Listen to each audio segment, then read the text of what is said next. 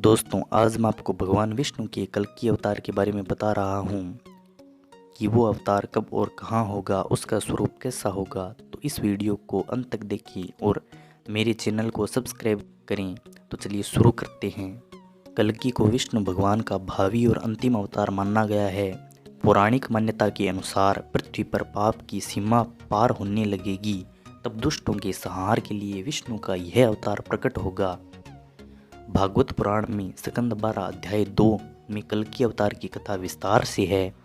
कथा के अनुसार संबल नामक गांव में कल्कि का जन्म होगा। अपने माता पिता की 5वीं संतान कल्कि यथा समय देवदत्त नाम के घोड़े पर आरूढ़ होकर तलवार से दुष्टों का संहार करेंगे। तब सतयुग प्रारंभ होगा। कल्कि अवतार के स्वरूप और आख्यानों पर अक्सर चर्चा हुई है। सबसे पुरानी मीमांसा साम्यवादी विचारक सत्यभक्त की है।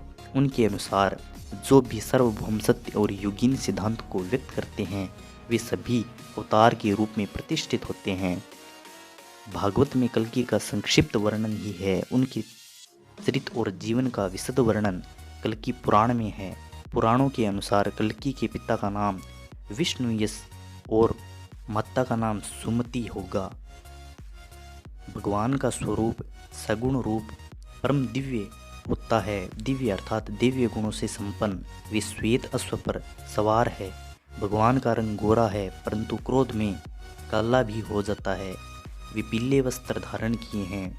प्रभु के हृदय पर श्रीवत्स का चिन्ह अंकित है। गले में कौस्तुभ मणि है। मनीषियों ने कल्कि के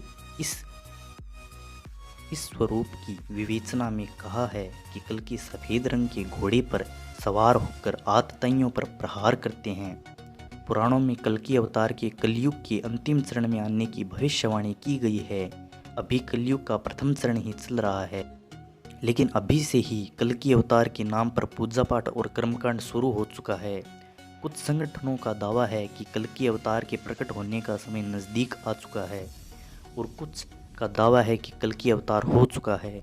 उत्तर प्रदेश में सक्रिय कल्कि वाटिका नामक संगठन का दावा है कि कल्कि अवतार के प्रकट होने का समय नज़दीक आ गया है। हिंदू धर्म के पतन का एक मुख्य कारण है कि हर वह कार्य किया जा रहा है जिसका वेदों में उल्लेख नहीं मिलता है। हिंदुओं के एकमात्र धर्म ग्रंथ हैं वेद। वेदों का सार है उपनिषद और उपनिषदों का सार है गीता। रामायण, पुराण और स्मृतियाँ भी इतिहास और व्यवस्था को उल्लेखित करने वाले ग्रंथ हैं, धर्म ग्रंथ नहीं। पौराणिक मान्यता के अनुसार कलयुग 4,32,000 वर्ष का है, जिसका अभी प्रथम चरण ही चल रहा है। कलयुग का प्रारंभ 3,102 ईसा पूर्व से हुआ था। कलयुग के 5,119 वर्ष बीत चुके हैं और 4,26,881 वर्ष अभी बाकी हैं और अभी से ही कल्कि अवतार की पूजा आरती शुरू हो गई है। माफ़ करना, अभी से नहीं, करीब पौने 300 साल से। स्कंद पुराण के 10वें अध्याय में स्पष्ट वर्णित है कि कलयुग में भगवान विष्णु का अवतार श्री कल्कि के रूप में संबल ग्राम में होगा।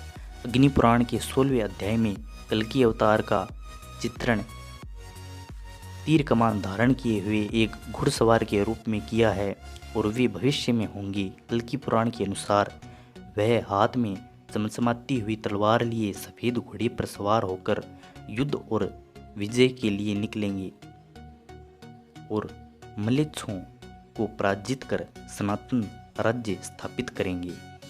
धन्यवाद।